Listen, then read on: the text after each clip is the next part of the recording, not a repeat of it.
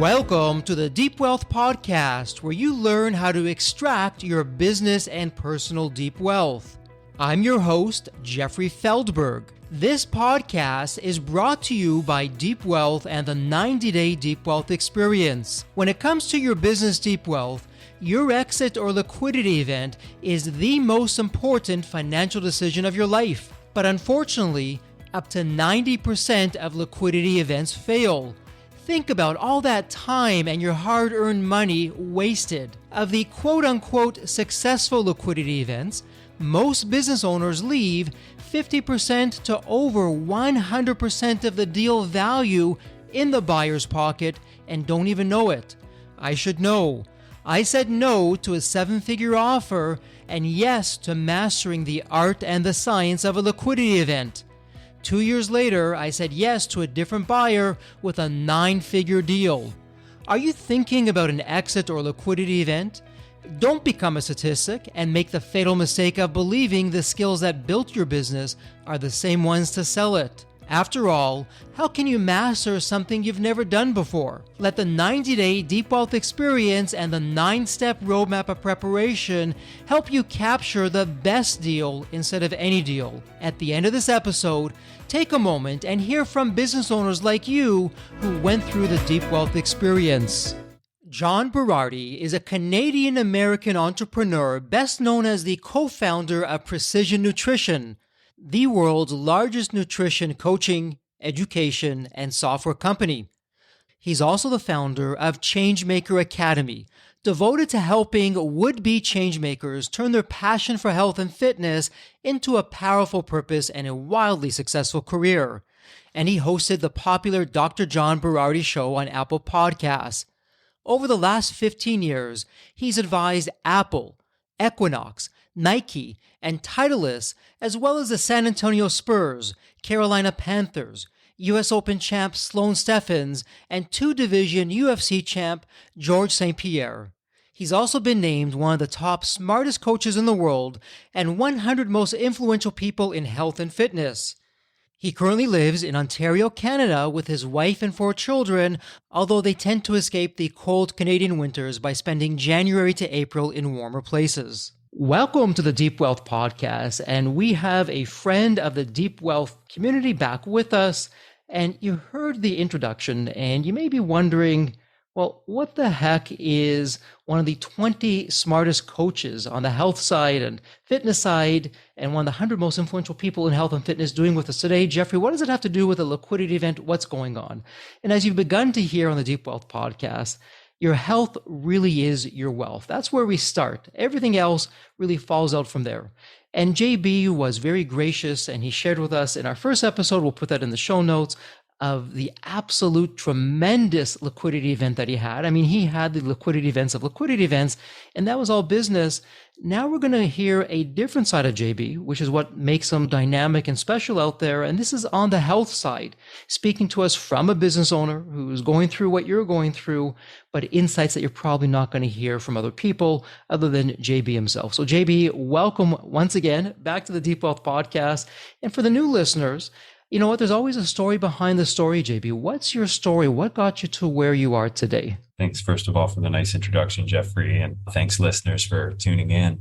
I'll keep it brief. I tend to be wordy anyway, so that'll be my intention, brevity.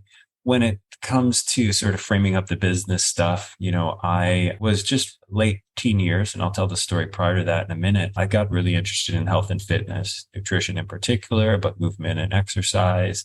And it was one of those things where I just read everything I could about it. I'm a high school student. I'm actually not doing well in high school at the time. I would spend all my time reading about this stuff and wanting to change my body for the better. And that sort of interest, that hobby became a passion, and then that passion became a vocation.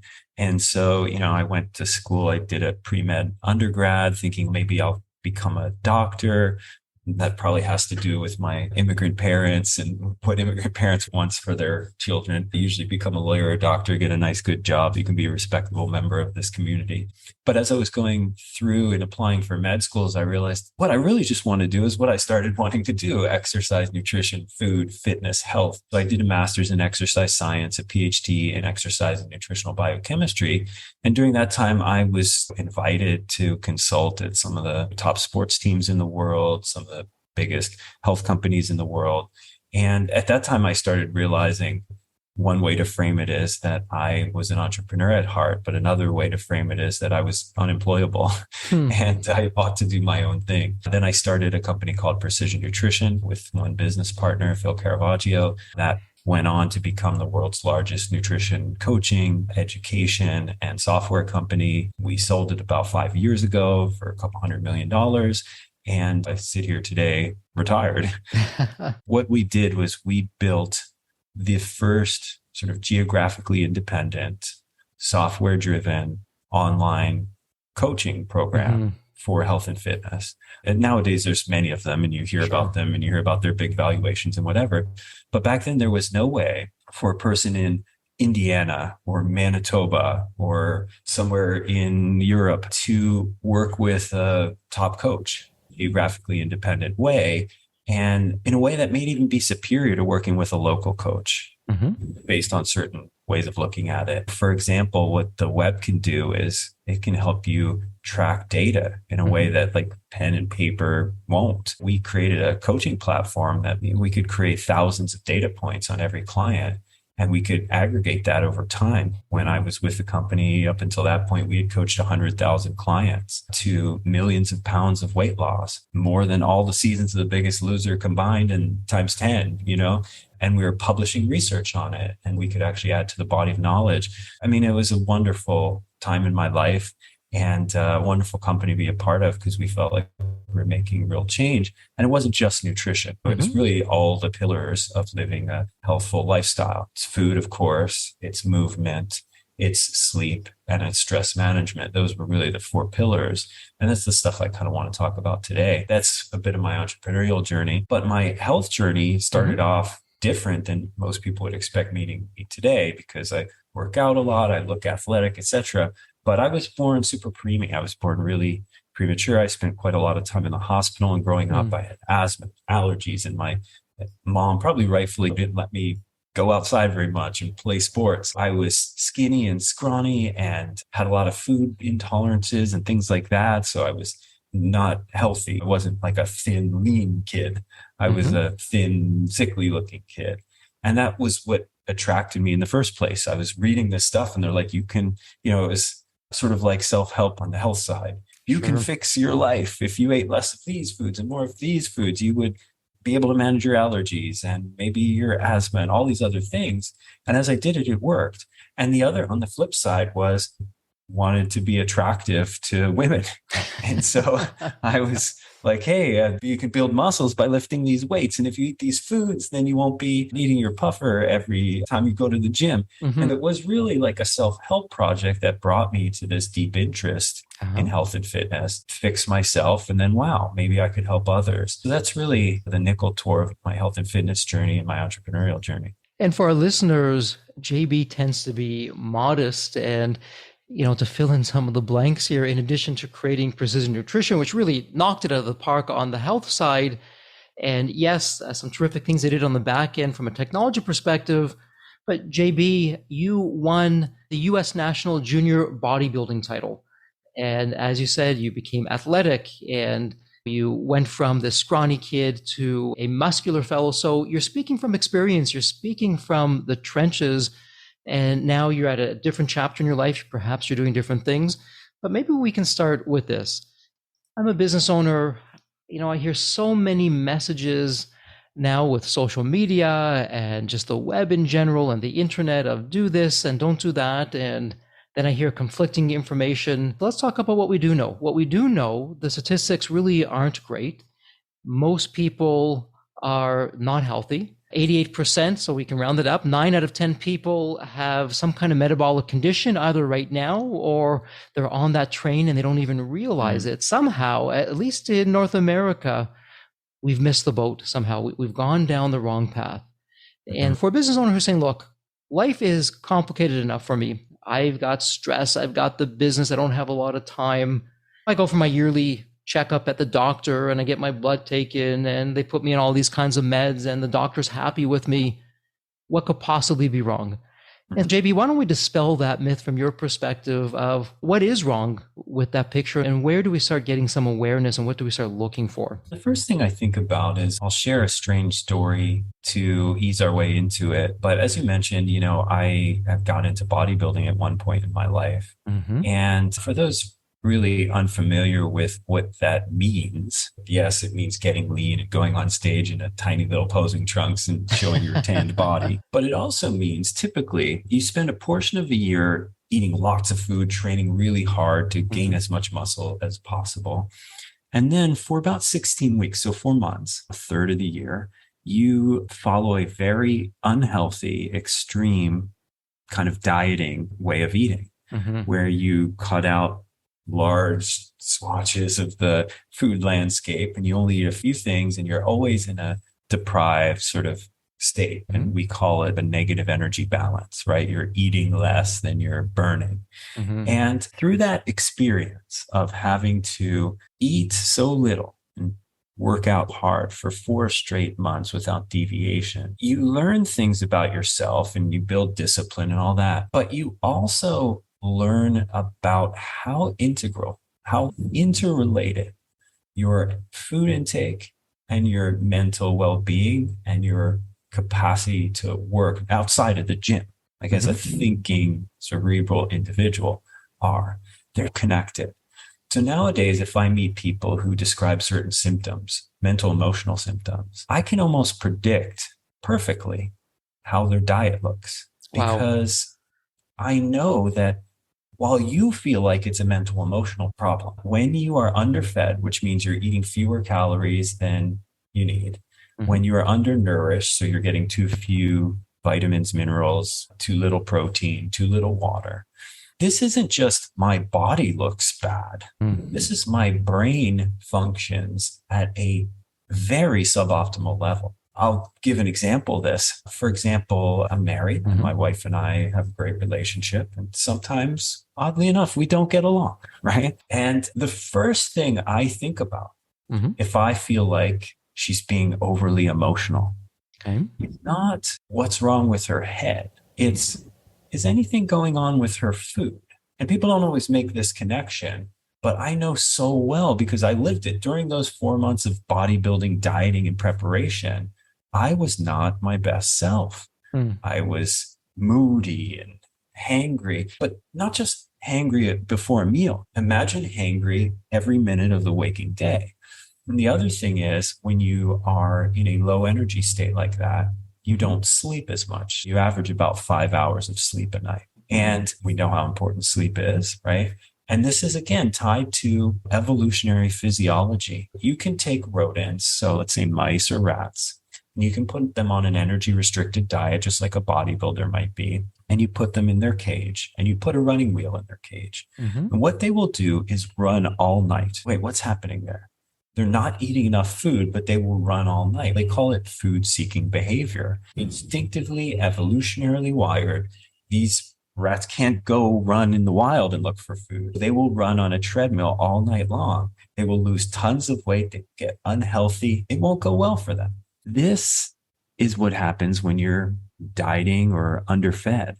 You will sleep less because your body will release hormones like epinephrine and norepinephrine, and you will feel anxious and energetic, and you'll feel like you need to do something. Now, unlike the rat, you probably won't run on a treadmill, but not. You won't sleep. Your mind will race. You'll find things to do to occupy your time. All this to say is how we're eating is so intimately connected with how we're thinking and how well we sleep and our motivation to do movement and our ability to handle stress.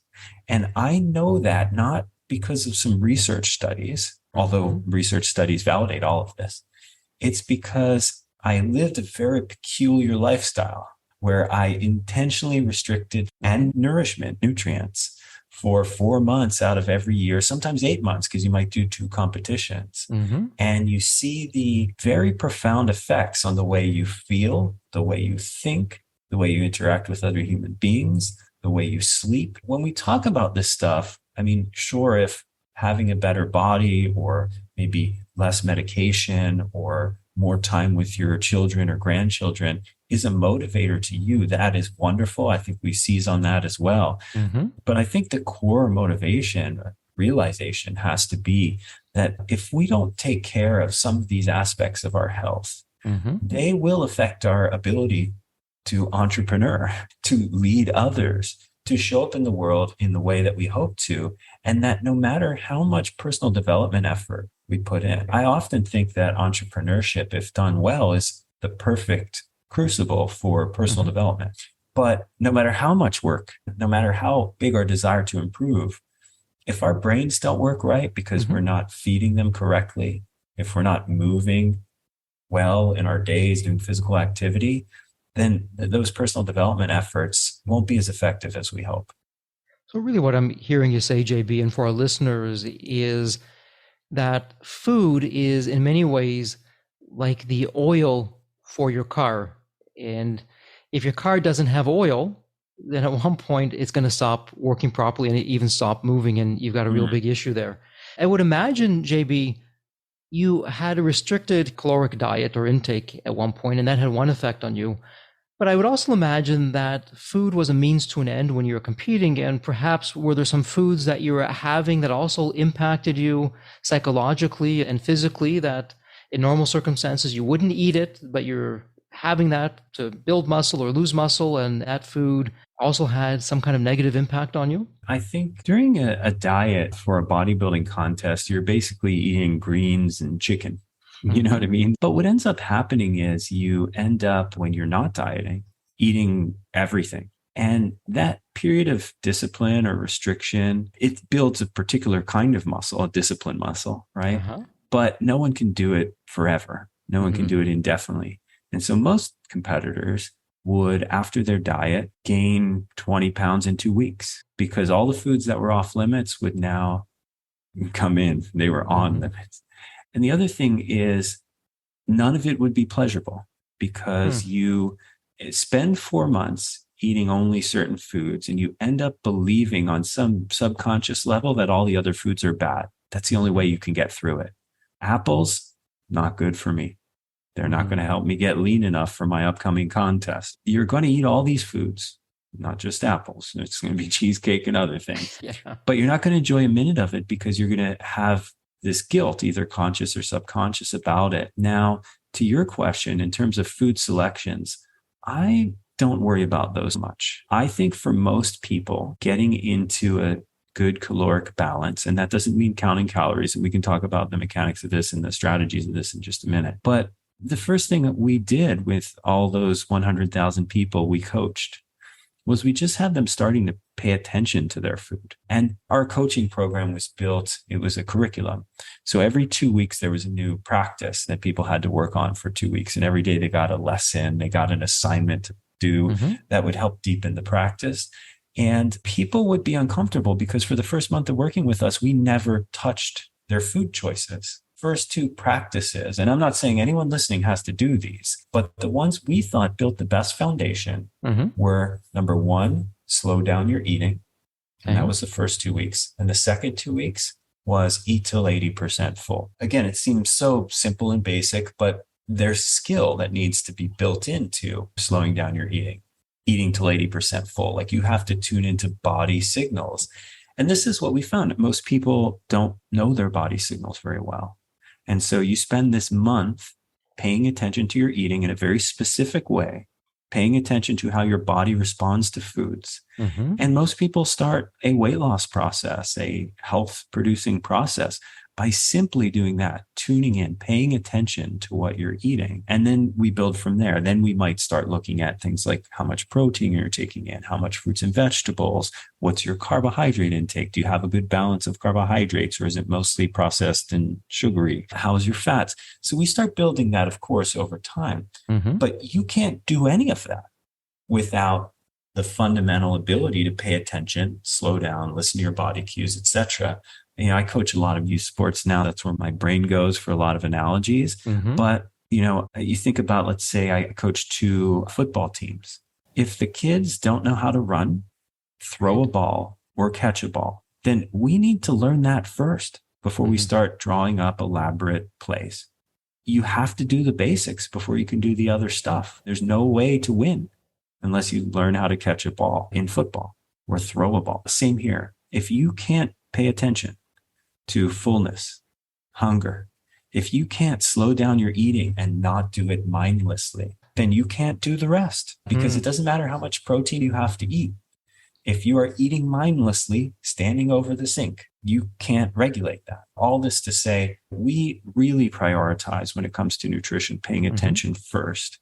And then we start thinking about the balance of proteins, carbs, fats, etc.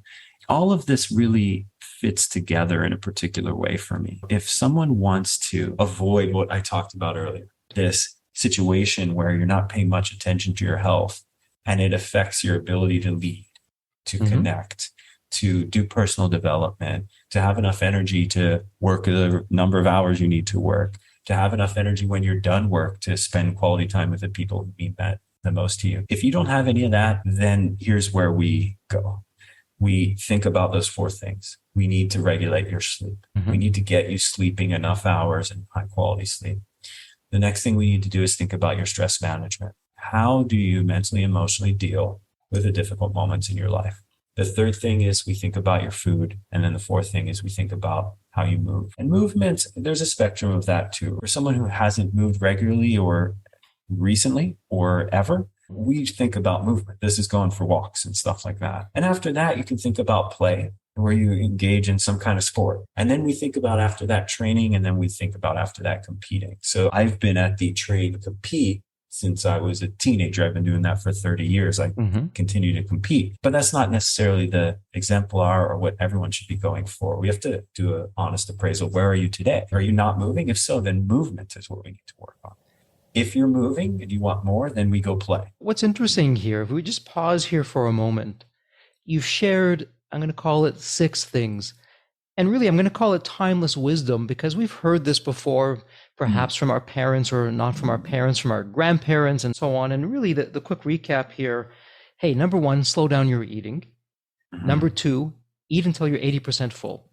And with those 2 things, like you said, you're not even talking about eat this, but don't eat that. It's just whatever you're eating, slow it down and eat until 80% full. And then you round that out with, let's make sure you get enough sleep. And we also want to make sure for stressful kinds of things that you have some kind of strategy in place to deal with your stress. Food then becomes a part of that, and then movement. I mean, at the surface, it's not complicated when you look at it from that perspective, and it's providing a framework that many, many things could fit into that. Let me ask you this. People who are listening are saying, okay, those 6 things, yeah, I could see myself doing that. But let's go to the 5th item number, which is food. JB, where do I begin? Because now with social media, there are so many different camps out there, and they say the opposite things. You'll hear in one camp, hey, you know what? Carbs are your enemy. Just eat fat in the keto side of things. Or, hey, it's okay to have fat, but not too much, so have low carb. Or, you know what? Low carb isn't enough. You're not going to be able to function on that, so have a little bit more than low carb. And then we can keep on going with, you know what? No animal proteins. It's all going to be vegan. And the list just goes on. And they're all at opposite ends saying different things. And it leaves us with our head spinning. And then you have other people that say, you know what? No one particular regime or food to eat is a one size fits all. Literally, we all have different systems that respond in different ways. And you really have to find what's going to work best for you. Where would someone start with of, okay, I'm going to try this kind of eating style? And the last thing I'll add to this very complex narrative is, even back from when you first started bodybuilding, I would imagine the landscape has changed, because a lot of the processed foods now have all these chemicals in there that are kind of like these hidden agents within the food that we keep on eating and we don't feel hungry, but the food just isn't the same food that it was, and it's not better, it's worse. So, from an outsider looking in, it's, oh my goodness, Where do I even begin with this? I want to be healthy, but I don't know where to start. I can do those 6 things, but food's a big part of that. What does that look like for me? Yeah. And one of the things that precision nutrition got very well known for was being nutritionally agnostic. And I think everyone ought to be nutritionally agnostic. All the things you talked about can work for certain people in certain contexts. But how do you know if you're that person in that context? Without a coach, you can't possibly know. Without an excellent coach, you can't possibly know, because there are a lot of coaches out there, a lot. And the good ones are, of course, few. As in any other field, there's going to be a bell distribution of some coaches are terrible and will hurt you. The meaty part of the bell will be coaches who have the best intentions but don't know enough. They can't troubleshoot, or they just fit everyone into a box. And then the people who fit into that box do great and everyone else falls by the wayside. And then there's really excellent coaches at the very thinnest part of the bell curve who can actually help different people under different circumstances and contexts within different stages of their lives. If coaching is what you seek, and I think it would help a lot of people, then that's who you're looking for. And you can't just find the first one or go off of one word of mouth. You actually have to do due diligence like you would in your business and figure out who's good at this. But at Precision Nutrition, we were agnostic. So we said, you can do it keto if you want, or you can do it low carb if you want, or you can do it high carb if you want, or you can avoid this or not that. But none of that's necessary. They are all options. And the people who strongly and vehemently argue for a particular way of eating have either a financial incentive to do that, or they have no awareness of other approaches, of the rest of the world. I mean, if you think about just this simple example, inundated with low carb messages in North America, you might believe that carbs are really terrible for health and body composition. Go to China once. You know what I mean? The average person in China eats 100 kilograms of rice a year. Okay. If carbs were that bad as the messages we hear in North America, then the obesity and diabetes epidemic in China would be of epic proportion. Sure. And it's not, they're better than we are. And the only reason that health in China is declining over the last decade or so is because we're sending our food chains over to them. Anyone who proclaims carbs are not good for you hasn't ever left Iowa or wherever they live. I mean, they haven't even read about not Iowa. So really, we need a more robust set of thinkers to listen to. People who can do comparative analysis of cultures in their mind. You don't have to do it yourself, but you have to listen to those people who seem to have some sense and perspective, a broader perspective. Now let's talk about, okay, so that's sort of like choose your hero. And I say heroes very deliberately because that seems to be what happens nowadays. We find health heroes to follow. We have to choose our heroes more carefully. The other thing then is, what do we do? So the first thing we do is we look at protein intake. Let's just bring it straight home. Now, I start there because protein's probably the most important nutrient to get right for health, fitness, body composition, at every level of movement, from movement to play, to train, to compete. And almost no one takes issue with protein too. It's safe to start there. The high carb people and the low carb people all believe you need some protein. We can start there, right? Generally, if you're doing the movement stuff right, and I often think movement has to come first, because the one thing is, in sedentary individuals, their ability to pay attention to their hunger and appetite cues is lower. And the research bears this out. So without some kind of movement, and this doesn't mean you have to be a hardcore exerciser. It might mean 3 or 4 walks a week around your neighborhood. The folks who do that tend to be able to regulate their energy balance more naturally.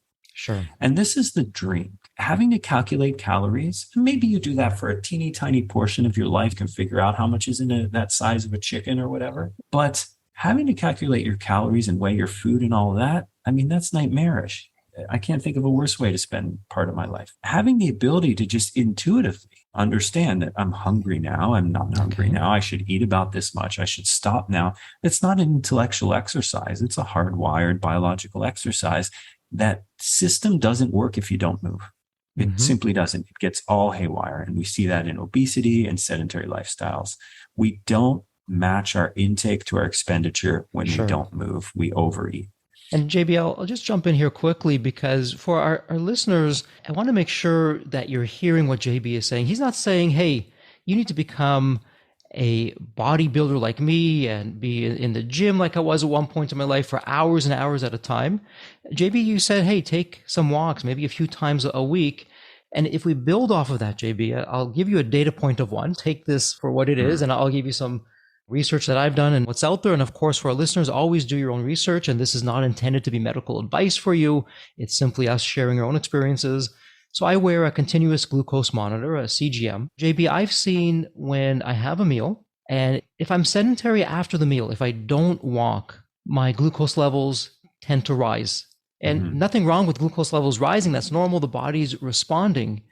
But right after the meal, if I go for a leisurely stroll, 15 minutes, 10 minutes, 20 minutes, there's a profound impact in what's going on. And other studies have said, hey, when you first wake up, if you can do 10 minutes, 15 minutes, even 20 minutes of some kind of movement, even walking, it has 140 to 160 different physiological changes in your body that are good for you than if you don't do any movement at all when you first get up. Yeah, this is where I think about, okay, cool. When in my field, terms like biohacking and stuff like that are often mocked because they essentially mean, give me a magic trick that allows me to circumvent the requirement to build fundamental skills. That's what hack means in our world. But I'll give you like the most bio/life hacky thing I can think of on this front. And it's not very impressive, I'll warn you. But you're an entrepreneur. I presume you're in a lot of meetings. Just do walking meetings. And I don't mean you have to get together with the people and walk. I mean on the phone. Just put in your earbuds and go for a walk while you take meetings. I don't like low intensity activity. I'm a master's level sprinter, track and field sprinter now. I like really short, fast bouts of activity, and I like weight training. I don't like going for walks. How I do them is I take our dog out twice a day for 15, 20 minutes. And then I schedule my catch-ups with friends and any business meetings, a walking catch-up or a walking meeting. And that's what I tell my friends, I'm taking you on a walk with me today. And I can easily get my 10,000 steps or whatever the goal metric is a day by simply doing walking and the other thing I would have been doing anyway. Yeah, you're blending it together. You're just doing both at the same time and it works. I have free time in my life now. I didn't when I was running my business. And the idea of having to add an extra 30 minutes of something in my day was untenable. It was already too full.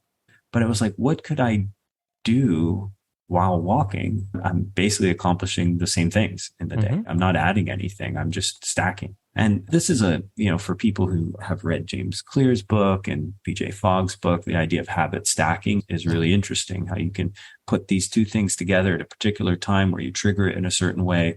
And then all of a sudden it just happens. You just do it. I don't actually think that I'm exercising when I'm walking my dog or going on a long walk with a friend and they're in my ears, but I am. I think that's really important. Your life's busy. Yes, I get it. Then don't do it on top of your life. Do some of your life while you're also walking. And JB, I like that. For the listeners, though, who are saying, you know what, JB, good for you that you can do that and that you can stack or blend the walking with other business activities and you're doing both at the same time. But what about me, as an example, they're saying, I might be in a cold climate and it rains all the time, or it's snowing, or it's really cold, or you know what, I'm expected to be at my desk unless it's a break or on the lunch hour. I'm not really having that flexibility. I don't have the flexibility to be able to leave. Any smart strategies for those kinds of situations? Yeah. I mean, number one, get better clothes because you can walk in the rain, you can walk in the snow with the right attire. Drop the excuses. Make it happen. Lose the excuse. Yeah. And I start there because the truth is there's also some magic to being outside in nature. And if you can walk near somewhere beautiful, that actually helps with the stress management piece. But functionally speaking, you can't get outside. Let's say there's a real limitation, either real or perceived. Almost everyone at Precision Nutrition had one of those little treadmill desks. It's just a treadmill platform. It didn't have all the other stuff. And you just stick it under your desk and you walk while you work. The PN we bought these for our staff, a sit-stand desk and a treadmill that goes under it. And we gave them that option. That's another solution. A friend of mine doesn't like to walk like that. He got a Peloton bike. Okay. And he set up a little desk that sits up over it. Okay. He works there. He's also a big football fan. I've been to his house and we've hung out and watched a day of football together. And I'm on the couch and he's on the bike the whole day, like 6 hours, just watching football, biking. He'll get up and get a snack. He watches a football game just like anyone else would. But he's on the bike pedaling at a low intensity the whole time. And there's all these little ways to just make it happen. I mean, if we want to find 100 excuses, we can. I understand some things are realities, not excuses. And then we just have to be creative. If you're an entrepreneur, the requirement to be creative is part of every minute of every one of your days. Use those skills to solve this problem as well. And again, we're not asking for Herculean effort here. This is, can you do 2 15 minutes or 1 30 minute? Or, hey, you're going for an extra long meeting, an hour and a half meeting. What if you walk during that? That would be like bonus for the week. Absolutely. Or I suppose if you're in an office, and yes, these days, some people are still in offices despite the pandemic. Maybe you're in a corporation and they have a big work floor kind of space. You can walk around perhaps in there while you're having the meeting or you're talking. But let's revisit something because you're keeping it really simple and attainable for people. And you started to go down the path, JB, of the macros, and you started with protein. And you said, okay, let's start with protein. So yeah, and I did that little divergence because these things can't be thought of separately. If you're not moving, you can go hard on keto, okay?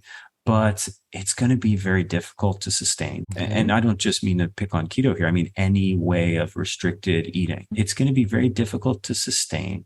And the outcomes won't be as positive as you want for the main reason of movement helps regulate appetite. Movement also helps regulate sleep and stress management. So it's so fundamental there too. But the second thing that helps regulate appetite is eating sufficient protein. And see, a lot of the story around the macronutrients, or a lot of the argument, people will build very sciencey sounding foundations around these things. But ultimately, what you have to do is find a way to move and eat and live your day when you're not so hungry that you eat way more than you need. That's really the secret here. The reason why some people are high on a low carb diet is because if they try this approach, they personally may accidentally increase their protein and fat. And for their physiology, that may suppress their appetite. They don't eat more than they burn in a day. Really, it didn't have anything to do with the carbs. It had to do with the satiating effects of the protein and the fat. Well, we can get that without having to give up bread for the rest of our lives. That's why we start with protein. And so if we're moving, like we said, we generally shoot for about a gram of protein per pound of body weight. Now, I don't need you to do math to do that. The real simple hack here is if you look at your hand and you look at the palm, a portion of protein about the size and thickness of your palm, that could be a piece of chicken or a piece of fish or a piece of steak or a lean burger or whatever, pork, that portion that's about 30 grams of protein. For men, if you have 3 meals a day and you eat 2 palms of protein with each meal, that's good. You're done. You don't have to calculate anything. You will be very sufficient on protein. And generally for women, it's about a palm. And we can adjust that for larger women or smaller men or whatever, but it's a really good general way of thinking about it. Am I getting enough protein? Think about your breakfast. Did you have the equivalent of about 1 to 2 palms thickness and diameter of protein? If not, then you didn't get enough. That's going to be a chronic problem if you don't. And JB, I suppose with that, we're going to put the North American notion of breakfast off to the side. For some people, it may be different, or you can do that, of having things that you would normally have for lunch or dinner. Yes, when it comes to protein, it's okay to have that for your first meal of the day as well. Would I be on base with that? Absolutely. Yes. Yeah, fundamentally. But you don't even have to. I mean, that's what we do in our house. Our children eat what they eat for lunch and dinner for breakfast every day. They always have. They don't know any better. One of our children a couple of years back was asked, we were in the US because we spent a portion of the year in the US, by one of his teachers. Hey, I heard in Canada, they put the milk in the bowl first and then the cereal. But here we put the cereal in the bowl and then the milk. Which way do you do it? And he goes, what's cereal? Good answer. And we're not super restrictive, and they enjoy a wide variety of foods, but we just never found like cereal is an adequate breakfast. And we have time to prepare meals in the morning. Sometimes we'll have eggs and lean bacon and lean sausages and things like that. And other times they'll have a hamburger, pork chop, or meatballs or whatever. This is all stuff on the menu, so to speak, in terms of choosing a variety of things and not doing the traditional breakfast. But I mean, I don't know what's the traditional breakfast. It varies all over the world.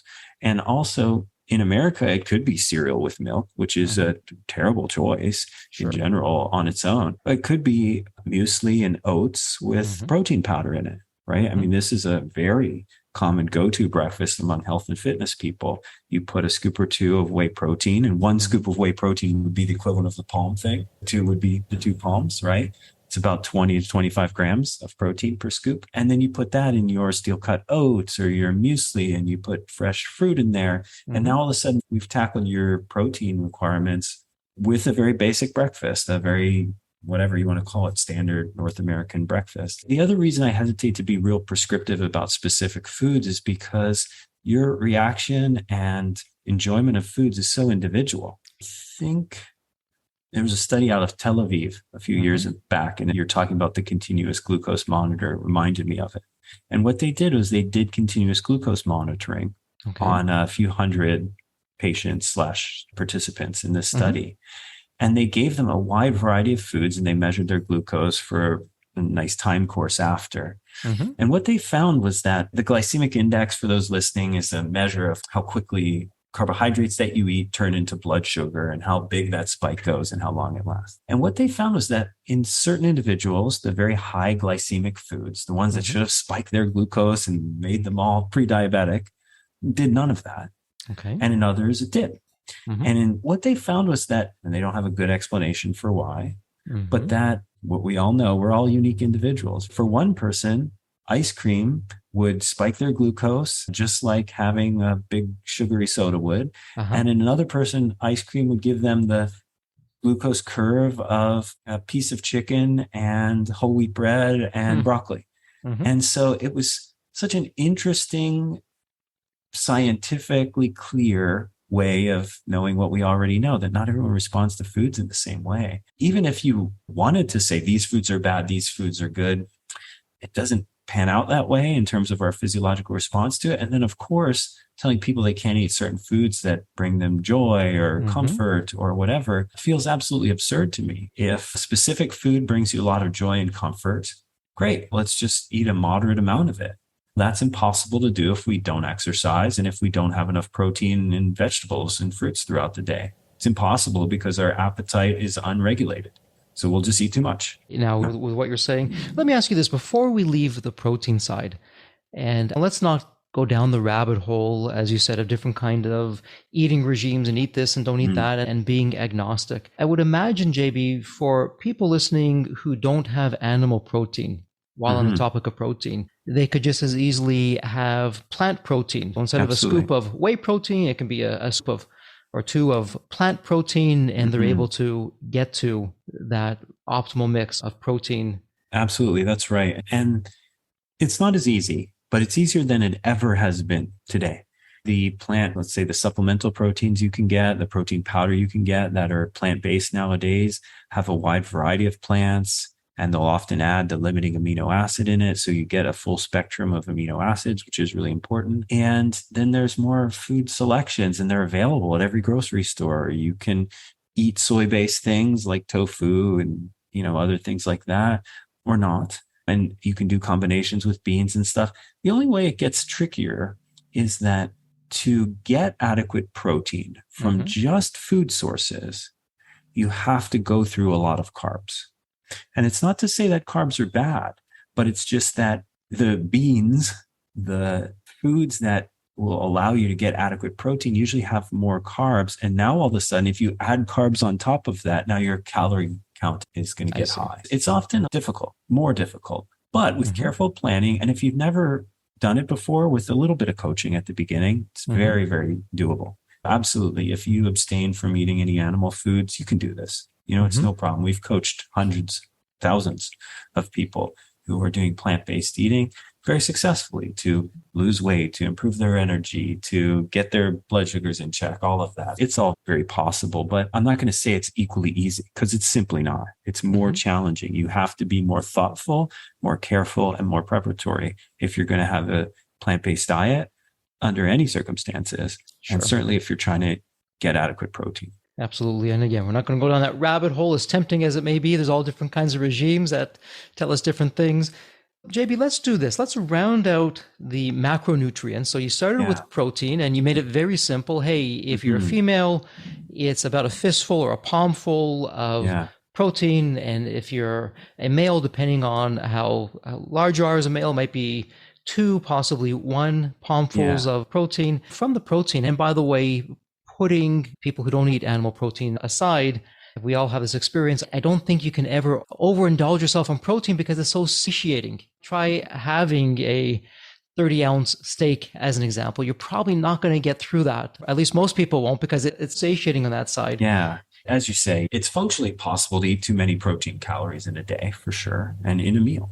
But it's harder. It's much easier to have a humongous, never-ending bowl of pasta than it is to have a never-ending bowl of chicken breast. You're done after a while. It's either satiating, i.e. it sends signals from your gut to your brain to say, hey, we should stop eating now, or you're just sick of the texture and taste. You know what I mean?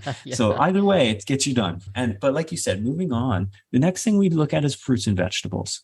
This is where most people are often woefully deficient. The baseline recommendation is 5 servings of fruits and vegetables a day. Only 10% of the North American population actually does that. Look at your 10 best friends, only one of you is getting it done. And that's the next thing we work on. How do we look at how much, whatever? We looked at the palm for protein. Now we look at your fist for fruits and vegetables. We say the same thing for women. It's maybe 1 fistful size of vegetables or fruits or some combination of them. And for men, it's 2. You can see not only are we talking about how to build a diet, but how to build a plate. So you're like, hey, imagine a plate. You've got 2 palm portion or 1 palm portion of protein. Now you've got your 2 or your 1 of fruits and vegetables. And here, we're not going to be particular about organic or non-organic or local or whatever. Those are opportunities for you later, once you've met your 5 servings a day, then we can talk about pesticides and all the other stuff. I mean, if you're not meeting your protein and your fruits and vegetable requirements, then you don't have to worry about pesticides at all. You're not eating much. I see where this is going. You know what I mean? Yeah. So we start increasing our intake, and now we're getting vital minerals and phytonutrients and vitamins and all things we already know are in there. And again, if you're eating 3 times a day, this is what you're going for, 2 or 1 fistful of fruits and vegetables. And let's just start out where we should start out. Which ones do you like? Eat the ones that you like. Do you only like apples for fruits? Fine. Have apples every meal. It doesn't matter. As we get a little bit more advanced, if you want to call it that, we start looking at the colors and say, oh, we should look for a variety of colors in those fist-sized portions with each meal. Why colors? Well, colors are actually like a quick rubric for what phytonutrients are in each one. You get different phytonutrients from oranges than you do from yellows, than you do from greens, than you do from purples. So that's why we're just like, hey, let's make this colorful, not just because it's aesthetic, but because there are fundamental nutrients that come with each color. That's the next thing. And we're building a diet. You notice we haven't said don't eat anything yet. We said what to eat. Sure. It's protein, it's fruits and vegetables. Ask yourself, breakfast. How many fruits and vegetables did I have for breakfast? Did I have any? Did I have 2 fistfuls? If not, how can I rethink my breakfast to include that? And lunch. Lunch is another one that's historically kind of bad if you're grabbing sandwiches and things like that. Usually people get them at dinner, right? But it's really hard to get 5 to 7 servings, which would be 10 to 14 fistfuls of vegetables in one meal. It's just that there's not enough space. And JB, let me ask you about that. When we're talking about fistfuls of fruits and vegetables, is there a preference towards, hey, you know what? Lean it more towards the vegetables than the fruits. So as an example, if I said, you know what, I really like grapes, and grapes are high in natural sugars, and I'm going to lean it more towards grapes than, say, broccoli or cauliflower or other types of vegetables. Is there some kind of guidance that you can give us on that, or you're not making any differentiations at this point? I think probably the platonic ideal here would be a higher ratio of vegetables to fruits. But honestly, if you're doing none of it now, then yeah, eat grapes if you want. Now, the one thing I don't like is not experimenting here. Just going, grapes is all I'll eat, only grapes, done.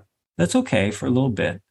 But eventually you have to be grown up. Like I presume everyone listening is a full adult. A big assumption sometimes. And as an adult, you can't be a kid about your food. You can't be little kids do this. No, I only like chicken fingers and apple. That's what like a 4-year-old, that's how they would approach their nutrition.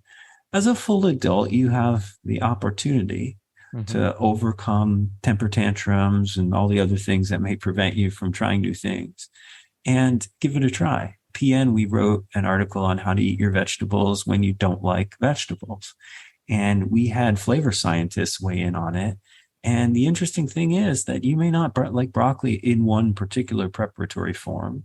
I don't know very many people who like raw broccoli just sitting on a plate unprepared. You know what I mean? Right. It doesn't taste great. For some people, they're crazy and maybe like it that way. But there are ways of pairing things. Like if you squirt a lemon on a particular food and you prepare it in a certain way, then all of a sudden that vegetable you didn't like is delicious to you. And part of that has simply to do with how taste receptors work. I'll give you an example. You know, I used to formulate nutritional supplements. That was like one of my first careers when I was a graduate student.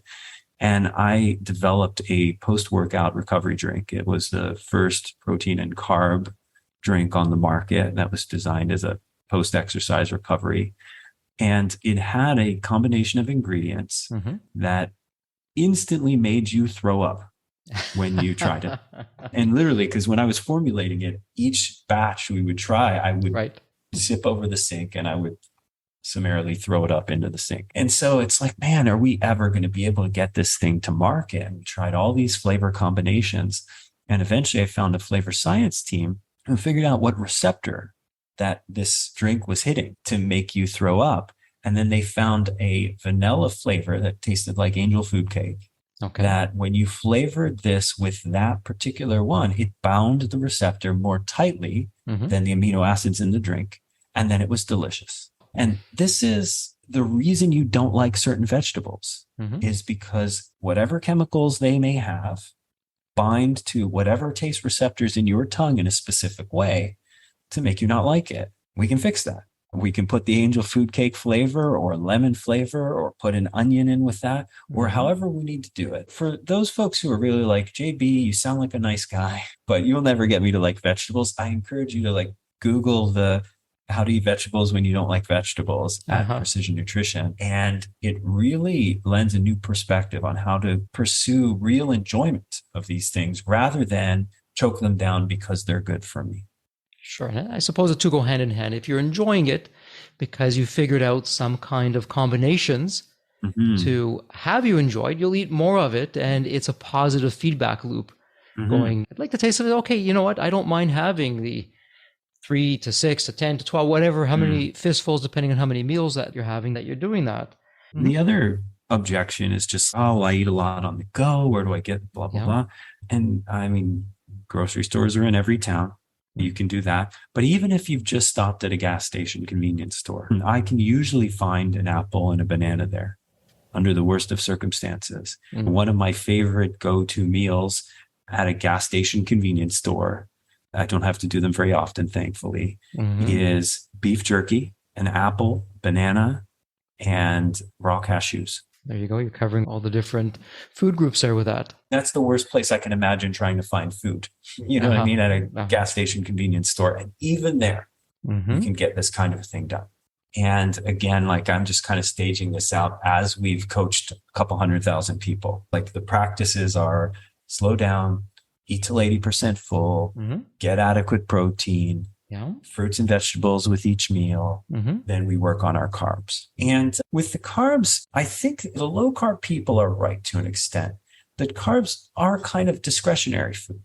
You know what I mean? There is a requirement of about 100 grams per day for brain function and stuff like that. The body doesn't love not having any carbs in the diet. We know there's some requirement for it. We also know that most people over consume carbs. For people very physically active, that's probably important. It's important to get enough carbohydrates in your day, but that's at the train compete stage, not at the move play stage. And there, what we do is we just think about, okay, your plate already has these palms of protein, these fists of fruits and veg. Now, do we put a cupped handful of smart carbs, right? And smart carbs to us are minimally processed carbohydrates. That would be brown rice or pasta or whole grain breads, these kinds of things, sweet potatoes, those the more minimally processed versions of what a lot of people might be eating otherwise. And again, we look at our portions and we say, is it for larger men, 2 cupped handfuls, for smaller woman, 1 cupped handful. And now we've essentially built our plate, right? We've got palms of protein, our fists of fruits and veg. And now we have our carbohydrates. For some people who maybe the prescription is 2 cupped handfuls of brown rice or whatever, they might only feel like they have the appetite for 1, which is great because these are discretionary. Now if you're training hard, maybe you have to force that second cupped handful in because you need that for glucose replenishment from your high levels of activity. But again, this is where we go with discretion. Now, sometimes I'll just use an example from my life. A client who maybe has their body composition and their blood work in check, I might say, hey, you know what? What kinds of non-smart carbs are you in the mood for? And then, hey, what if we replace 1 or 2 of those cupped handfuls with ice cream for dessert? This is on the menu too, in almost every circumstance, right? Now, if you are 100 pounds over an ideal body weight, and you are actively trying to get your blood sugars in check and get your body weight in check, then perhaps we do this less frequently. Not never, but less frequently. If you are an endurance athlete who's running 50 miles a week, then maybe we can do this more regularly.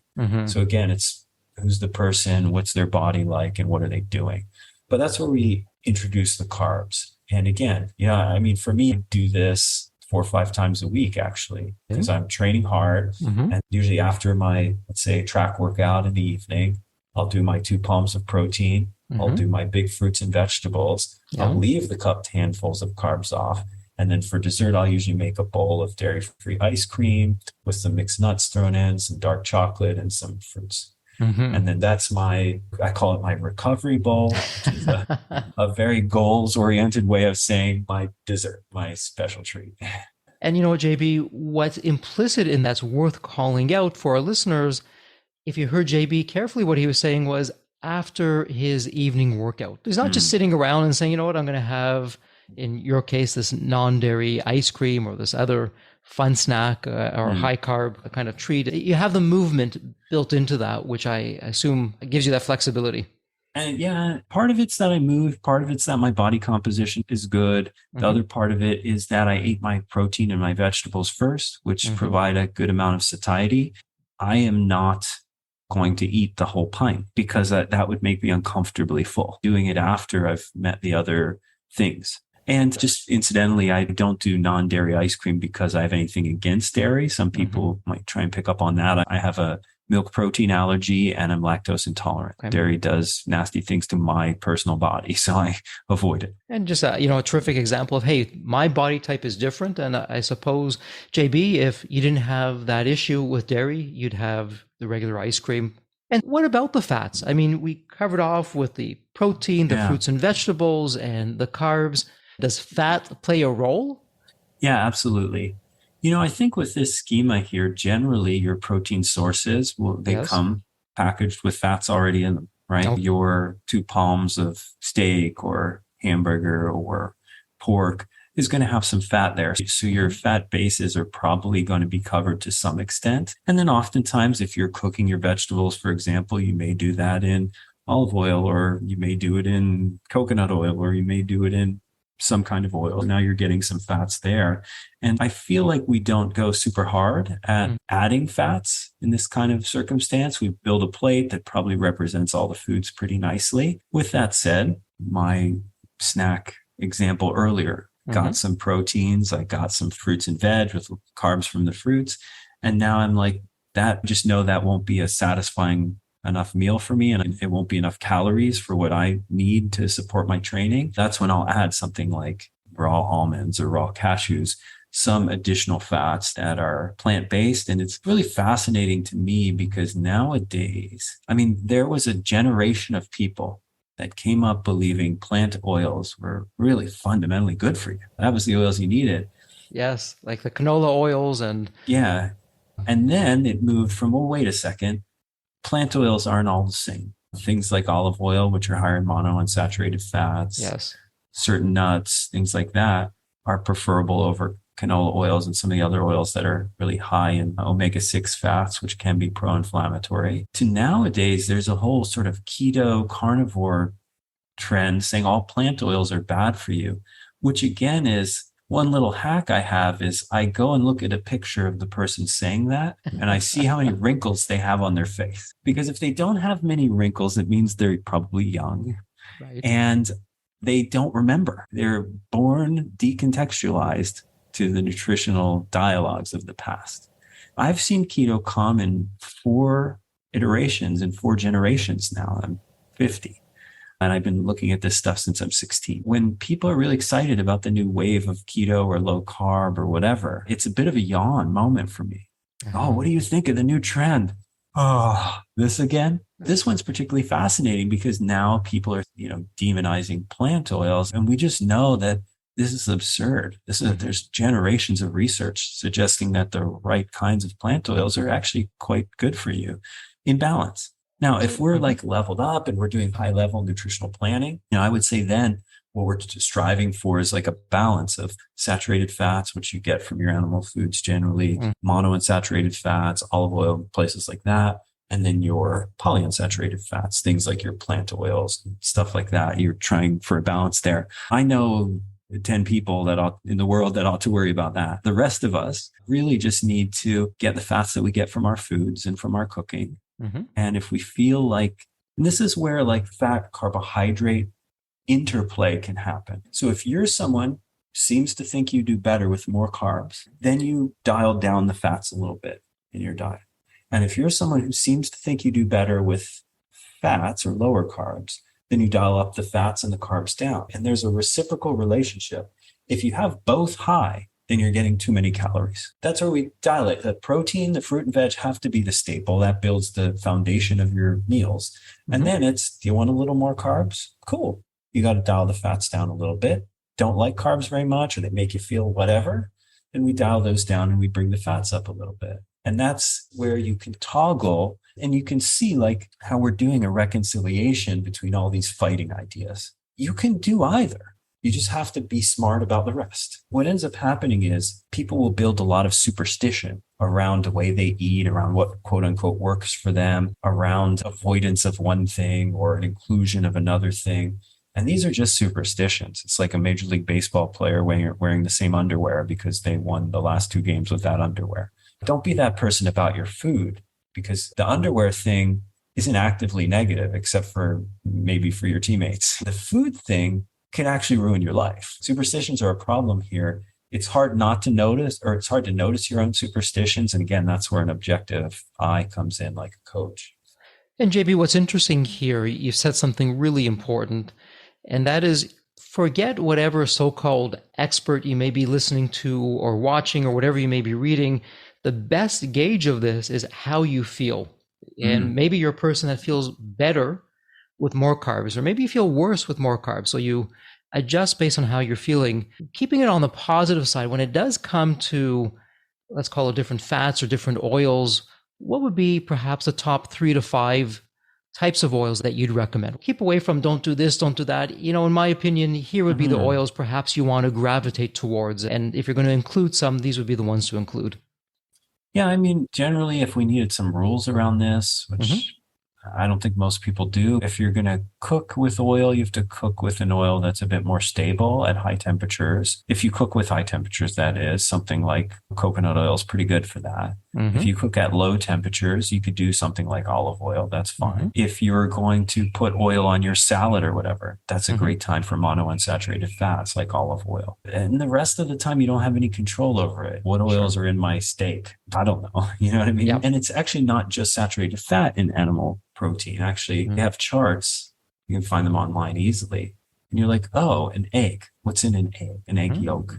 Like, oh, it's actually almost a 1/3, 1/3, 1/3 mix of mono, poly, and saturates. Interesting. And you're like, oh, why were everyone worried about eggs? It was because of the cholesterol. Oh, that's a whole nother conversation we don't need to get into. I'm not worried about that. Even certain beef fats and things like that. You're like, oh, wow, that's got mono. I had no idea. There's a mix in nature.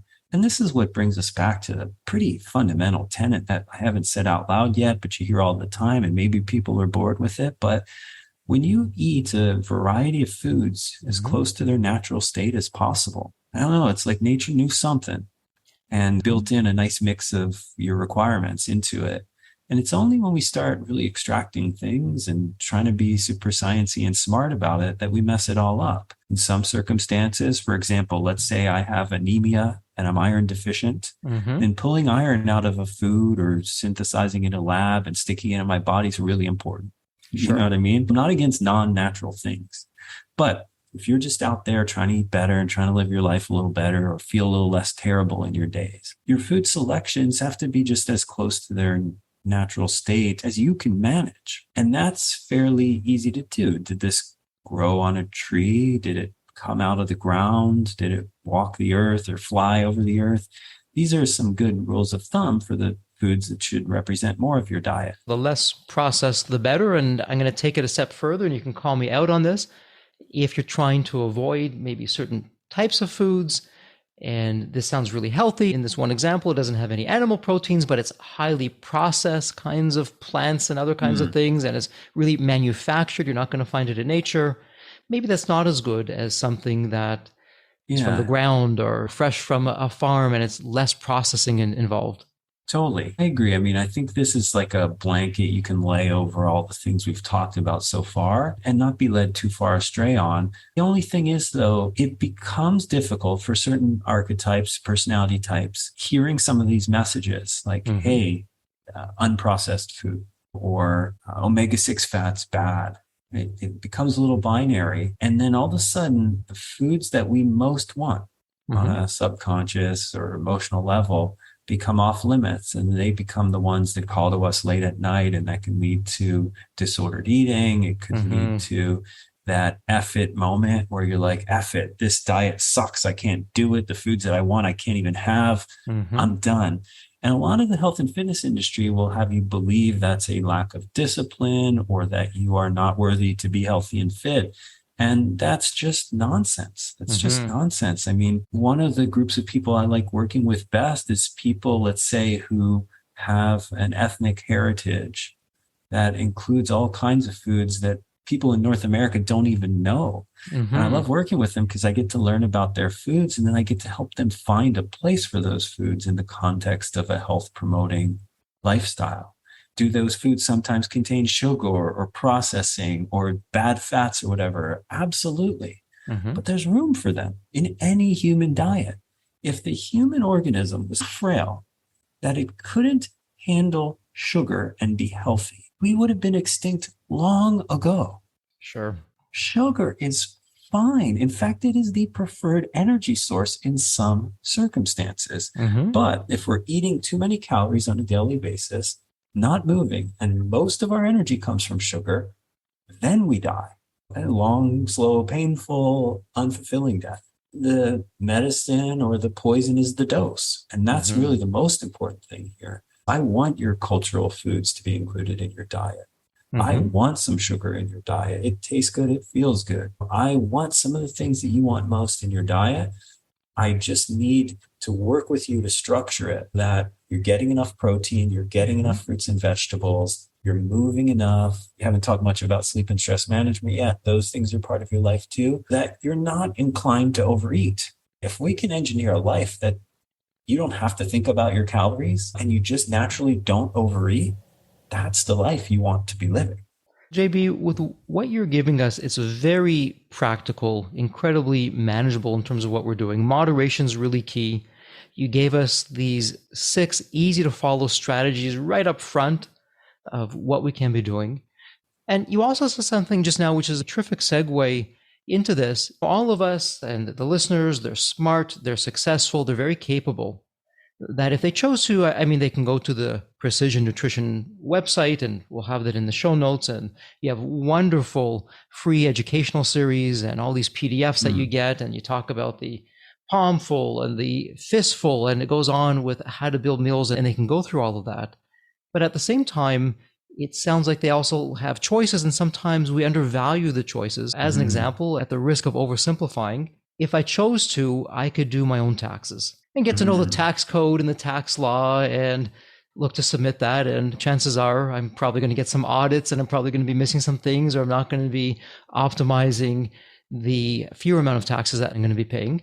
Or I can go to a professional, in this case, an accountant or a tax specialist, and get that done for me. Earlier, and you said something true though, if you're going to find a coach, you want to find the right coach. And at a very high level, for someone who perhaps isn't doing this and is perhaps having the wrong habits and just doesn't have the healthiest of lifestyles, trying to figure this out, and it's on yourself. You're the experiment, and your health is in the balance here. And not just your health, but the health of you as it pertains to your family, your loved ones, your business. There's a lot going on here.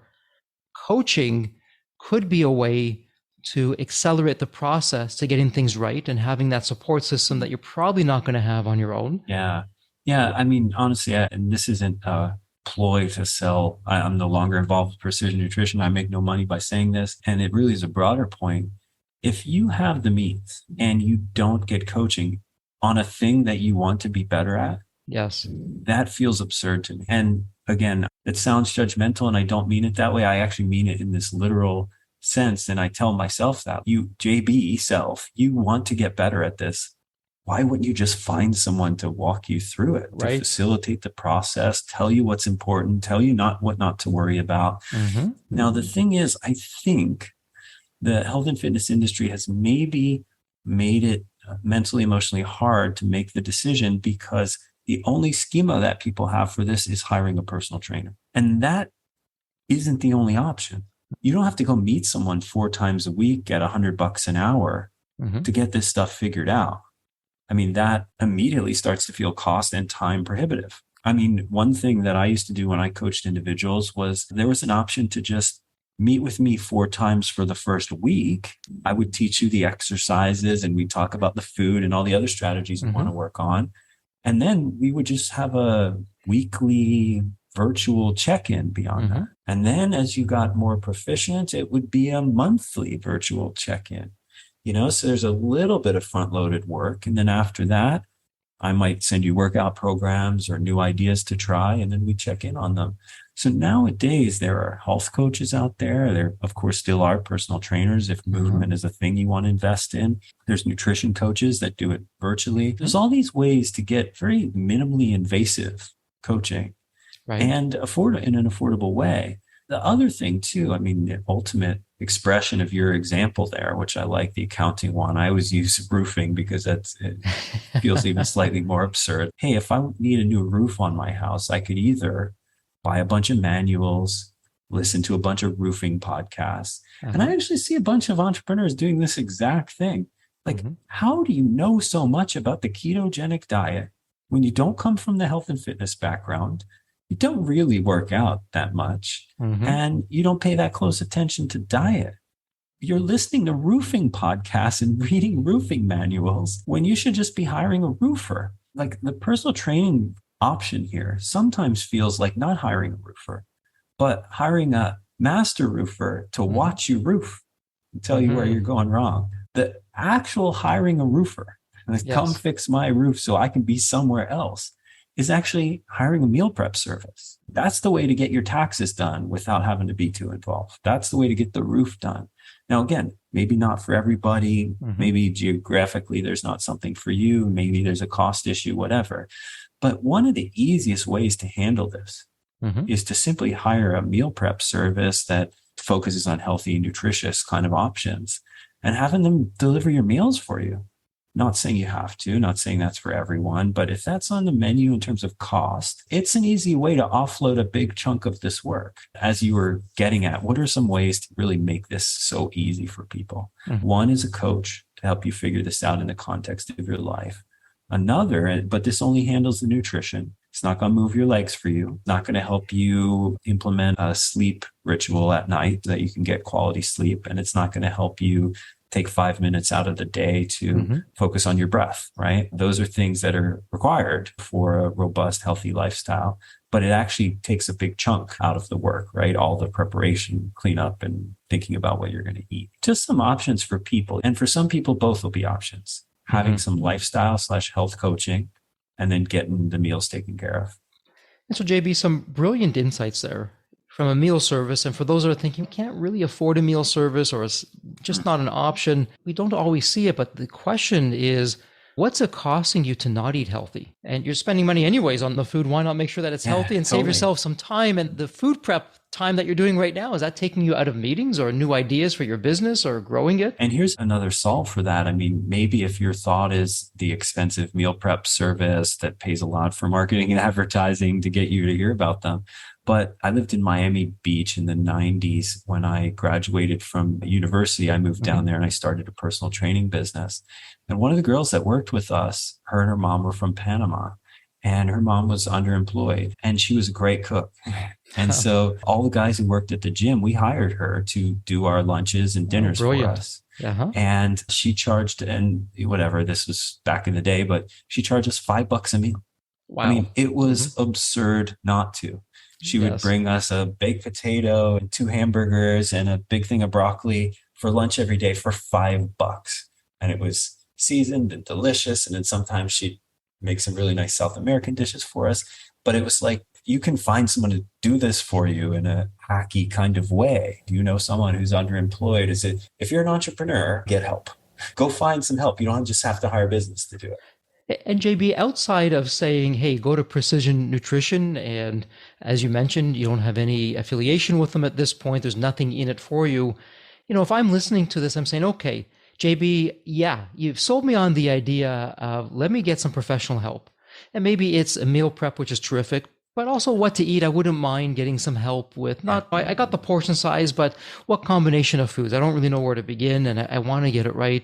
What should I look for in, whether it be a health coach or a fitness coach? I'll just call it a coach in general. I don't want to be in the bell curve. I want to be in the tail end of the bell curve with the absolute best that makes sense for me. I'll share some advice here. The first thing is just steel yourself for a vetting process. Think of it like hiring a new team. This isn't the first person I find, right? This is, I need to do a few interviews. Maybe we stop just short of psychometric profiles.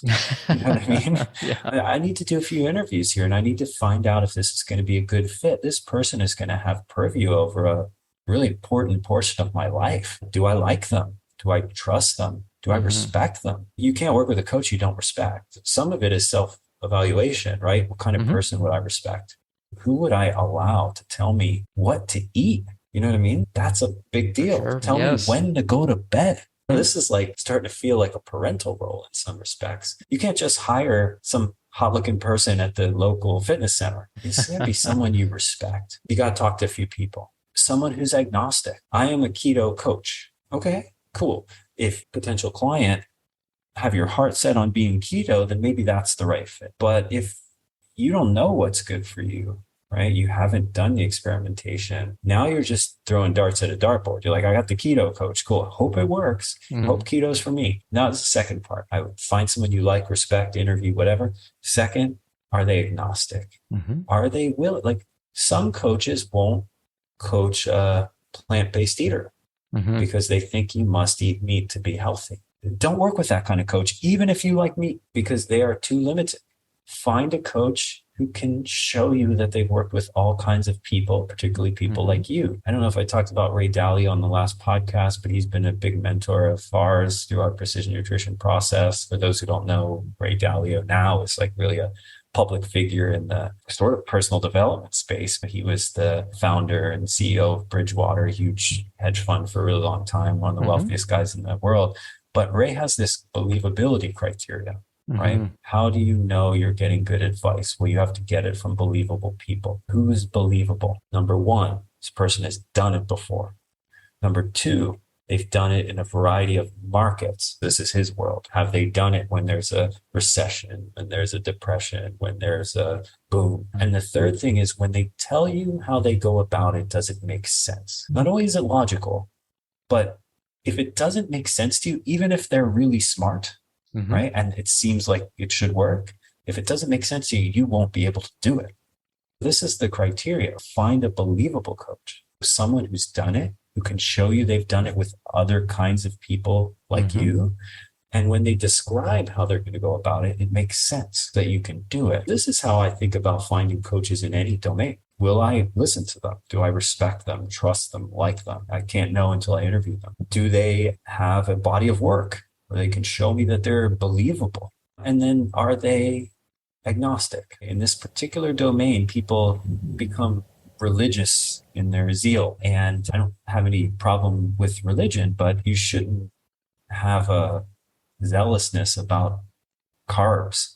That's how I would think about finding a coach if you're going to find an individual to work with. Yeah, some great advice. What I like about that is really the takeaway is no one really knows what works for them food-wise or what doesn't. And spot on in saying, hey, find someone who really works in all the different kinds of foods and the different kind of regimes and doesn't really have a preference one way or the other. And the best one for you is the one that has you feeling the best. And that's where you're going to go and make sure you have someone that does that. JB, let me ask you this, because I know we're starting to get up there in the time, although we can go forever with your knowledge and your insights. And this next question is just really rounding things out, and then we'll bring it to a close and I'll ask the closing question. My question could be a few episodes in and of itself, but some quick takeaways, because you did mention stress and two key things for your 6 really incredible strategies for optimizing our health and what we're doing. What would you say to stress and sleep and what we should think about in terms of some high-level takeaways? In my experience and in the research, if people aren't sleeping enough, then they can't manage their nutrition well. What tends to happen when we're underslept is that our appetite regulation goes haywire. We want to eat more. We want to eat more processed, simple foods. Okay. We want to eat more sugar, these kind of things. It's hard to do one without the other is the point. People ask, what's more important, nutrition or exercise? My rebuttal is, what's more important, your heart or your lungs? They work together. With sleep, it's not just and also, this is an integral part of the whole thing. Now, if you have a clinical sleep disorder, we're not going to solve that in our conversation today. However, a lot of people have self-pointed, self-designed sleep problems.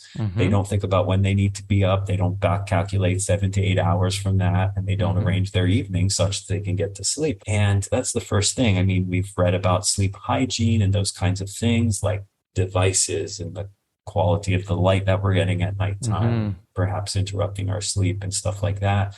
But those are a little more granular. Part of it is, what time do I have to be up? Back calculate. What time do I need to be in bed? Have I arranged my evening so I can be in bed at that time?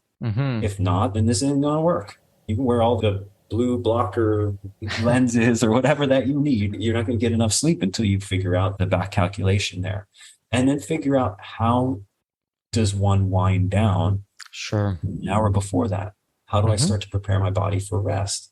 And there's hacks for that. I mean, I sleep with a chili pad. That is a device you put under your fitted sheet. It circulates water that's constantly cooled, and it makes your sleep temperature ideal for sleep. I love it. I'm not someone who's huge on devices, but the chili pad has positively in a host of ways impacted my sleep quality. It also allows me to get a big heavy weighted blanket and bury myself under my covers. I couldn't do that historically because it get too hot, but this keeps it cool under there. That's like one example of arranging the actual sleep environment. But prior to that, are you in bed? If I'm not in bed, I can't get the sleep that I need. Part of it is really just thinking about your day. Again, entrepreneurs, business owners have to be pretty in tune with their schedule. This is just another scheduling activity you have to think about. Book it off on your day planner if you have to.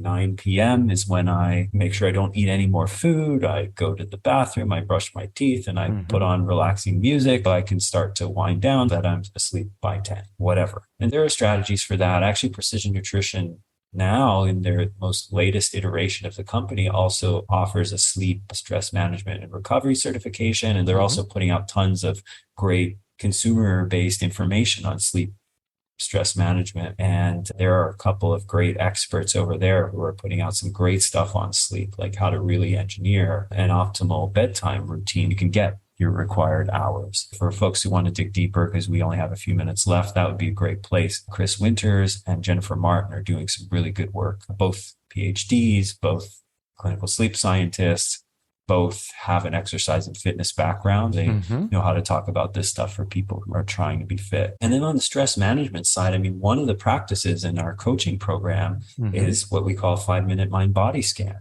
Okay. And there's a 2-week block, like the eat till 80% full, like the eat your vegetables with each meal, where we have people sit quietly, focus on their breathing, just 5 minutes each day.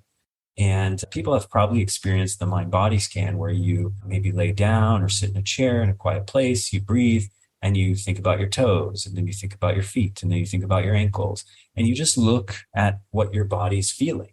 What do I feel in my knees? What do I feel on my thighs? In a non-judgmental way, as you just go up your body and look for pressure points and stress points and pain points and relaxation points and where I feel good. And that activity is like meditation. It's a kind of meditation for people maybe who focusing on your breath and trying to clear your mind of thoughts. You're not there yet. Don't clear your mind of thoughts. Think about your toes, think about your feet, think about your ankles. And that 5-minute mind body scan maybe never has to get any more than that, but it's promoting somatic awareness, knowledge of how you feel in your body at any given state, practice with feeling your feelings. Okay.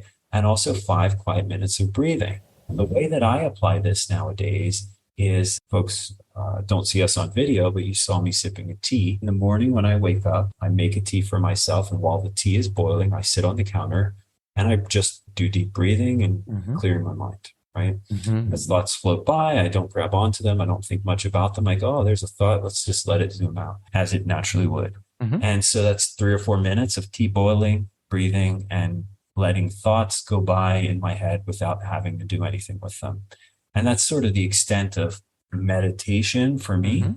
And again, you notice I like to stack activities. I'm going to walk while I'm doing a meeting or a friend conversation. I'm going to meditate while I'm boiling my tea, because I feel the same things that all the listeners feel. Like, hey, I don't have enough time in the day to do all those things. Let me see which 2 I can put together. And that's like the beginning of a stress management practice. I don't know for the listeners who has an Apple Watch, but I was on the advisory board at Apple for a while. They had their move rings. Their watch would track your steps and your movement and all that kind of thing. And you'd have to close these move rings. And that would be like counting your steps on a Fitbit or something like that. And then the next thing they tackled was mindfulness. And I don't know if some of you may recall their Breathe app. So it would prompt you periodically throughout the day to do a certain number of seconds of meditation light. This was Apple's like tiny habits way of getting people to move more and to meditate, do mindfulness more. We were in a lot of meetings about a nutrition version of that. What would be the lowest touch, teeny habit way of tackling food with people? And they invited a really smart group of experts to come talk about that. But ultimately, this is the problem that you were hinting at earlier. Those experts couldn't agree on what that might look like. Their pet projects, their religion was strong, that they couldn't figure out a way to smooth the curve and come up with a simple thing, which was really telling about why maybe a lot of consumers are confused about nutrition. But that Apple's version was lighter than even what I'm talking about here. It was just, can we prompt people to just breathe, clear their mind for a few minutes each day?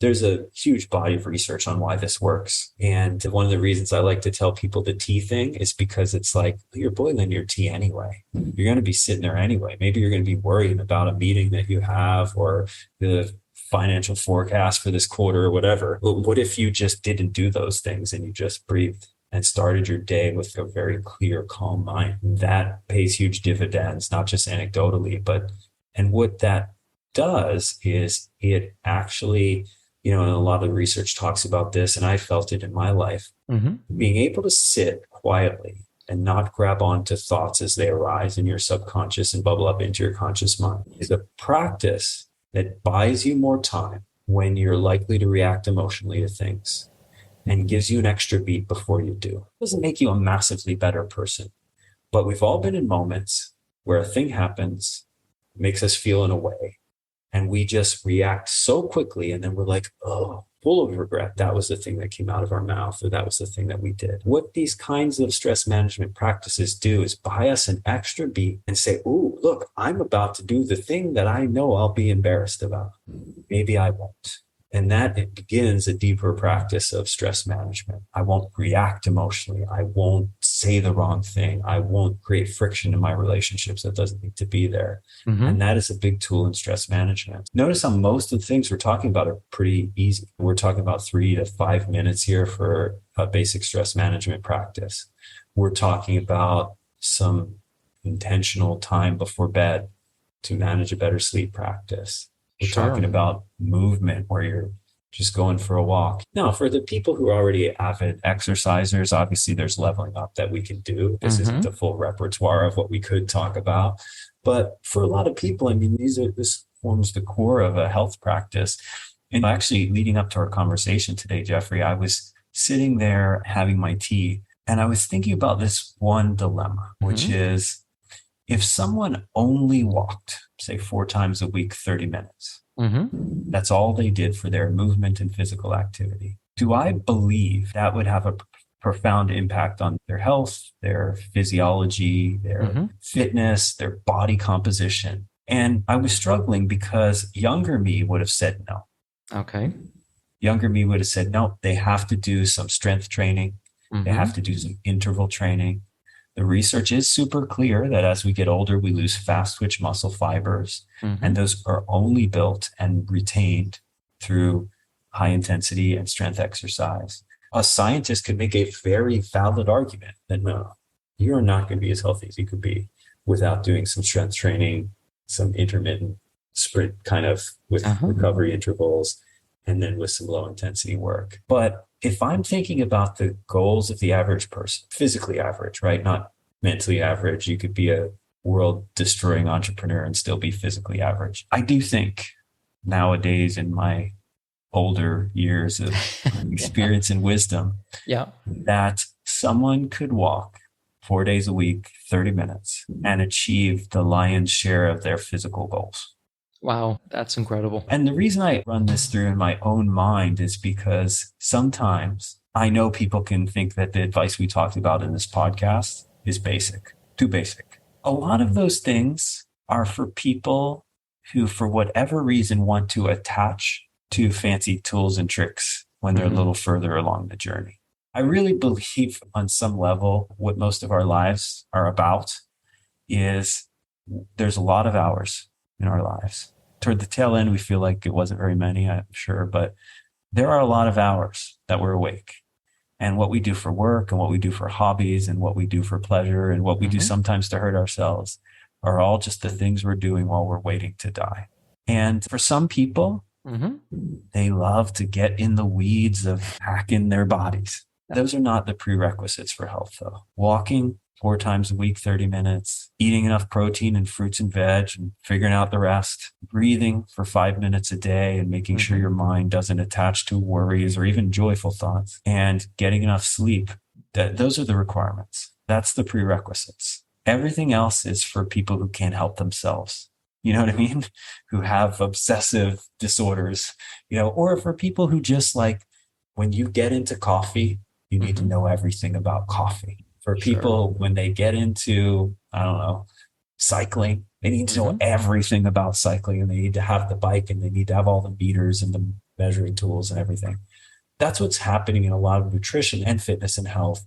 Sadly, those are the people who get the megaphones. It's the people who are super passionate / annoying about coffee that everyone's giving the megaphones to. And you're like, I don't need to know how to make the perfect coffee with the $10,000 coffee maker. I just need to feel a little better in my life. Yeah, some great insights, some great wisdoms. And the takeaway is, hey, we don't have to complicate it. Something's better than nothing. And to cap off, JB, what you're saying, if you took the most sophisticated biohacker or scientist or health person and they were really honest, the things that we've been talking about today, they would say, you know what? Sure, you can try and take all these crazy supplements and vitamins, and there is a role and a place for that, but you can never replace what Mother Nature has done. Back to your example of an apple. Having an apple, and there's elements in there that we still don't understand from a science perspective, how they interact and what they do. That apple, in many instances, will beat the most sophisticated called supplement, and we're extracting things in the lab and trying to put things together. So the takeaway for our listeners, JB, listen, you're top 20 world's best coach. You work with elite athletes and teams, and you've been around, and you're sharing some insights that if you did nothing else but you did this, life is good. And if you're not comfortable to invest all that time and experiment, you gave us a terrific platform to follow. How do I find a coach? And by the way, JB, that advice that you gave, it could be a coach for what I eat on the nutrition side, or on the fitness side, or on the sleep side, or on managing stress. It all applies to what you can do. On the marketing side, or on the leadership side, none of this is industry specific. This is how to be a human in the world. And so as we begin to wrap this up, and again, JB, I could have just gone on, and you've been a terrific wealth of insights and wisdom and resources. We've already had this before. Let's have another kick at the can. In our first interview, and again, we'll put that in the show notes, I'm going to ask the same closing question. It's a bit of a tradition here on the Deep Wealth podcast. Here's the question. Once again, think about the movie Back to the Future. And in the movie, you have that magical DeLorean car that can take you to any point in your life. And now, JB, tomorrow morning, you look outside your window, and there it is. The DeLorean car is not only sitting there, but the door is open, and it's waiting for you to hop on in, and you can now go to any point in your life. JB, as a young child, a teenager, whatever point in time it would be, what would you tell your younger self in terms of life wisdom or life lessons? Or, hey, JB, do this, but don't do that. What does that sound like for you? I'm pretty sure my answer, it will be different this time. Great. And what prompts my answer is something I told our 10-year-old son in a car ride just yesterday. He said to me, Dad, you and Mom have told me some stories about you when you were young and how you didn't do well at school and you got in trouble a lot and were arrested and all these kind of things. That just doesn't sound like you. Like, how did that happen? Like, how are you different? Oh, great question. And arrested, JB. Oh, that's a whole other episode. Hold on. That's right. I have a checkered past. And what I told him was obviously a more extensive story than I'll share here about who I was and how I changed. But the crux of it, and I told him a really emotional story about my first and possibly my greatest mentor. But really the answer to this question is, going back in time, the only thing I could possibly tell my younger self, and usually I say I wouldn't tell that guy anything because he wouldn't listen, but is that the difference between who you are today and who you want to become, or maybe you don't even know who you want to become, who you will become, will be the quality and number of mentors that you have along the way. Wow. Double down on mentorship. Figure out who the smartest, the most moral and ethical, the most integral people are, and try and get close to them. Try and offer them some value, even if it's just the value as an attentive student who's willing to apply what they teach, and do more of that, like more of them. Show up as a grateful recipient of their wisdom and knowledge. Be critical in your thinking about the things that they teach you, of course, but just get more mentorship. It doesn't have to be paid, but just be around people who can add that kind of value to your life. If I could think of anything that would make me even greater today than I am, or anything that could make me greater in the future, and anything that could have made the biggest impact on the trajectory of my life, that's it right there. I can't think of anything else. That would be my advice. Terrific advice. Words to the wise, all around mentorship. And that was somewhat of a theme today as well that came through. It's very timely and topical. And thank you so much for sharing that. JB, what a ride you've taken us on, and what you've shared, and you've kept it powerful, yet simple, not complicated, and things that all of us can follow through on, and advice not just on the personal health side, but on the business health side, we can combine them both, particularly on the mentorship side. That can just be a game changer. It'll move the dial for us on both the personal and the business side. And for that, a heartfelt thank you. And, the last question as we wrap up this episode, and again, we'll have your website and everything else in the show notes. Is your website the best place if someone want to learn more about you or reach out to you? Would the website be the best place? Yeah, probably. I mostly hide from all that nowadays. My being retired and then having homeschooled our kids for the last 4-ish years, I'm mostly just trying to stay out of the public, and I've got nothing to sell, and I'm just being with them. My website is really in the theme of simplicity. I just made a really simple single page. Here's who I am. Here's what I've done. If you're interested in my work as a health and nutrition coach, go here. If you're interested in learning what I've learned as an entrepreneur and business owner and someone who sold a company, go here. If you're interested in the research papers I publish at university, go here. If you want to see me run the 100 meters, you can go here, all these kind of things. It's just a simple single page that takes people off to the different dimensions of my life if they're interested in learning more. And most of those places have a lot of great free resources. The entrepreneur and business leadership and selling a business stuff is all over at our Changemaker Academy website. Hundreds of free articles there. The Precision Nutrition website, thousands of free articles there. People can jump off just from, the johnberardi.com website. Okay, and again, we'll have all of that in the show notes. It'll be a point and click. Well, JB, this is a wrap. And as we do wrap this up, once again, thank you for your insights and for your wisdom. And as always, please stay healthy and safe. Thanks, everyone. The Deep Wealth experience was definitely a game changer for me. This course is one of the best investments you will ever make, because you will get an ROI of 100 times that. Anybody who doesn't go through it will lose millions. If you don't have time for this program, you'll never have time for a successful liquidity. It was the best value of any business course I've ever taken. The money was very well spent. Compared to when we first began, today I feel better prepared, but in some respects, maybe less prepared, not because of the course, but because the course brought to light so many things that I thought we were on top of that we need to fix. I 100% believe there's never a great time for a business owner to allocate extra hours into his or her week or day. So it's an investment that will yield results today. I thought I will reap the benefit of this program in 3 to 5 years down the road. But as soon as I stepped forward into the program, my mind changed immediately. There was so much value in the experience that the time I invested paid back so much for the energy that was expended. The Deep Wealth experience compared to other programs is the top. What we learned is very practical. Sometimes you learn stuff that is great to learn, but you never use it. The stuff we learned from Deep Wealth experience, I believe is going to benefit us both.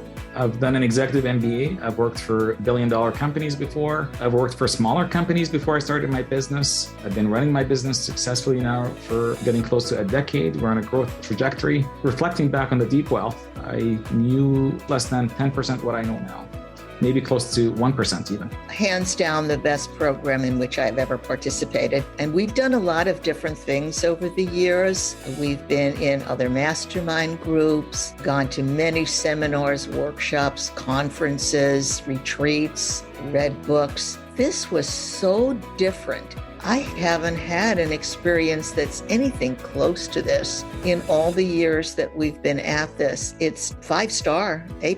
I would highly recommend it to any super busy business owner out there. And Deep Wealth is an accurate name for it. This program leads to deeper wealth and happier wealth, not just deeper wealth. I don't think there's a dollar value that could be associated with such an experience and knowledge that could be applied today and forever.